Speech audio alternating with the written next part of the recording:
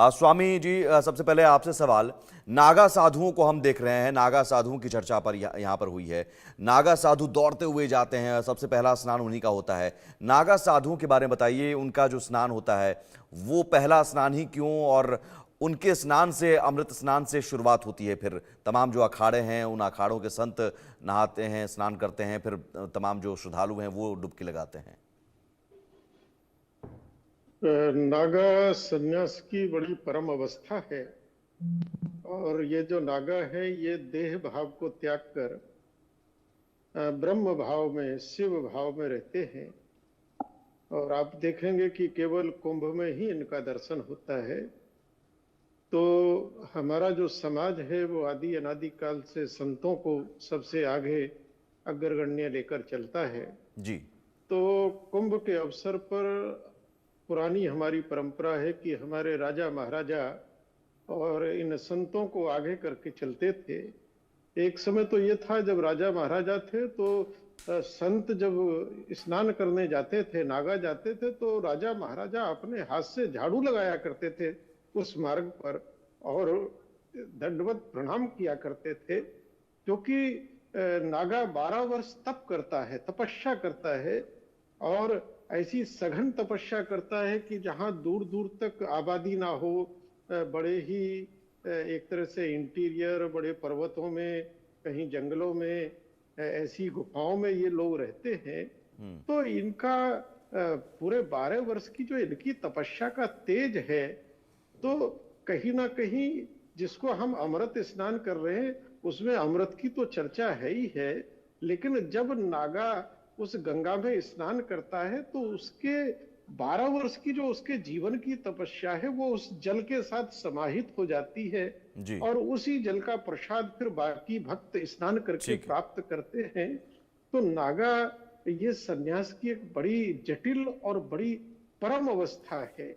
नागा सन्यासी बनना और नागा सन्यासी के फिर धर्म का पालन करना ये बहुत जटिल है, बहुत कठिन है, क्योंकि शरीर भाव को त्याग कर कि अब शरीर नहीं है, इसलिए आकाश उनका वस्त्र है और पृथ्वी उनका आसन है और भस्म उन्होंने अपना लगा ली है कि भाई ये शरीर तो भस्म ही होना है। तो हम अभी से भस्म हो जाते हैं। तो नागा जो है अपने आप में, और एक से एक नागा है, इतनी ऐसे ऐसे नागा संत हैं जो स्थूल और सूक्ष्म दोनों अवस्थाओं में, यानी देह भाव में भी और ब्रह्म भाव में भी अपने शरीर को, आकार प्रकार को परिवर्तित भी कर लेते हैं। तो नागा अपने आप में ऊर्जा की, शक्ति की, उस ऊंचाई की, इतनी ऊंचाई को प्राप्त किए हुए हैं जी। तो आदि अनादि काल से समाज और राजा उनको मान सम्मान देते हुए कि देखो बेशक हम राजा हूं, लेकिन कहीं ना कहीं धर्म हमसे ऊपर है और धर्म गुरु हमसे ऊपर हैं। ये जो त्यागी, वैरागी और तपस्वी लोग हैं, मैं इनको भी शीश झुकाता हूं और इनको भी आदर से आगे हाथी घोड़ों पर, पालकी पर राजा लोग कभी ये सवारी निकाला करते थे और नागाओं को प्रथम स्नान का अधिकार है। और नागा का स्वभाव चूंकि शिव रूप है, बिल्कुल बालवत हो जाता है। जिस समय नागा, आप देख रहे होंगे कि जिस समय वो गंगा को देखते हैं तो दौड़ने जैसे लगते कोई छोटा बालक मचलता है, जैसे छोटा बालक मचलता है, उछल कर, कूद कर, दौड़ दौड़ कर, जैसे माँ की गोद में खिलखिलाकर। और मुझे लगता है गंगा भी उनको अपना हाथ बढ़ाकर कि आओ मेरी गोद में आओ, जल्दी आओ, जैसे कोई माँ अपने बालक चलिए, ये बहुत अद्भुत जानकारी आपने दी, बहुत अद्भुत जानकारी स्वामी जी दी। विहंगम एक दृश्य होता है, अगर उसको अनुभव किया जाए तो वो दृश्य दिखाई देने लगेगा कि माँ पुकार रही है, माँ भी ललक रही है। यकीनन ये दृश्य हम दिखा भी रहे हैं दर्शकों को तस्वीरों के जरिए कि नागा साधु कैसे दौड़ते हुए, जरा वो तस्वीर भी दिखाते रहिए, दौड़ते हुए जाते हैं। आचार्य जी, चूंकि समय बहुत कम है इसलिए माफी के साथ बहुत छोटा जवाब, कल्पवास का क्या महत्व है? कल्पवास करने भी लोग आते हैं, उसके पीछे की क्या मान्यता है? सुमित जी, कल्पवास की बहुत बड़ी महत्ता है। कल्पवास में साधु संत सन्यासी एक स्थान पर बैठ करके और 45 दिन उसी स्थान पर रहते हैं, उस स्थान को छोड़ते नहीं हैं, सिर्फ स्नान करते हैं और उसी स्थान पर आकर के वह भजन करते हैं। चाहे वह भजन करें या भोजन करें, वह स्थान को छोड़ते नहीं है। जो दायरा जो है, जहां महाकुंभ का स्थान है, जो 40 से 400 एकड़ के बीच जो फैला हुआ स्थान है, उस स्थान से बाहर 45 दिनों तक नहीं निकलते। कल्पवासी वही 45 दिनों तक वहीं पर रह करके भजन करते हैं। और कल्पवास की बहुत विशेष महत्ता है। ऐसी मान्यता है कि जो कल्पवासी कल्पवास को करता है और अपने इष्ट के ध्यान करके उनका मंत्र जप करता है, तो वह अपने इष्ट लोक में जाता है।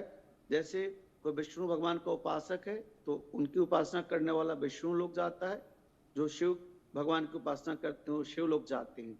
तो कल्पवास करना बहुत ही कठिन कार्य है और बहुत ही सुंदर कार्य है। ठीक है डॉक्टर साध्वी, चूंकि सूर्य उत्तरायण में प्रवेश करते हैं, ये इसलिए भी मकर संक्रांति का एक अलग महत्व है। तो ये उत्तरायण में जब प्रवेश करते हैं, इसके पीछे की क्या मान्यता, इसका असर कितना होता है आम जनजीवन पर, दक्षिणायन से जब उत्तरायण में जाते हैं तो? जी जी बिल्कुल, आप देखिए इसको यहाँ हम वैज्ञानिक तरीके से बताना चाहेंगे कि जब ग्रह की स्थिति बदलती है तो मौसम भी बदलता है। सभी आप जानते हैं कि आज से दिन बड़ा और रात छोटी होने जा रही है। तो यहाँ हम मौसम के हिसाब से और ग्रह को जोड़कर साथ ही साथ आध्यात्मिक महत्व को लेते हुए हम उत्तरायण की स्थिति को बताते हैं कि जब ग्रहों की ऐसी स्थिति होती है तो उस समय पूरा विश्व, पूरा ब्रह्मांड, पूरी खगोलीय संरचना अमृत का वर्षा कर रही होती है। तो इसीलिए हम उत्तरायण को इतना महत्व दिया जाता है। तो अब मैं यही कहना चाहूंगी कि ये शुभ समय जो है, उत्तरायण का जो शुभ समय है, उसी में हम अभी प्रवेश कर रहे हैं। और आप देख रहे हैं महाकुंभ का जो आयोजन हो रहा है। साथ ही साथ एक आपकी बात पूर्ण करने से पहले मैं एक बात और बताना चाहती हूँ कि सुबह से मुझे बहुत सारे फोन आ रहे थे कि आज मंगलवार है, क्या मकर संक्रांति के दिन हम खिचड़ी बना सकते हैं? मैं कहना चाहूंगी कि वार से त्योहार बड़ा होता है, तो निश्चित रूप से जो एक मान्यता है इस पर्व की, आप कर सकते हैं। क्योंकि फोन से सब कोई कनेक्ट नहीं कर सकते हैं, तो पूरा विश्व इसे, पूरा भारतवर्ष इसे देख रहा है। तो आज के दिन आप खिचड़ी का दान अवश्य कर सकते हैं। चलिए, बहुत अच्छी जानकारी, बहुत अद्भुत जानकारी, बहुत अहम जानकारी आप तीनों मेहमानों ने दी है। बहुत शुक्रिया इसके लिए, आप तीनों मेहमानों का बहुत शुक्रिया। और महाकुंभ का जो अद्भुत नज़ारा है, अद्भुत छटा है महाकुंभ की, वो लगातार हम अपने दर्शकों तक दिखा रहे हैं, पहुंचा रहे हैं।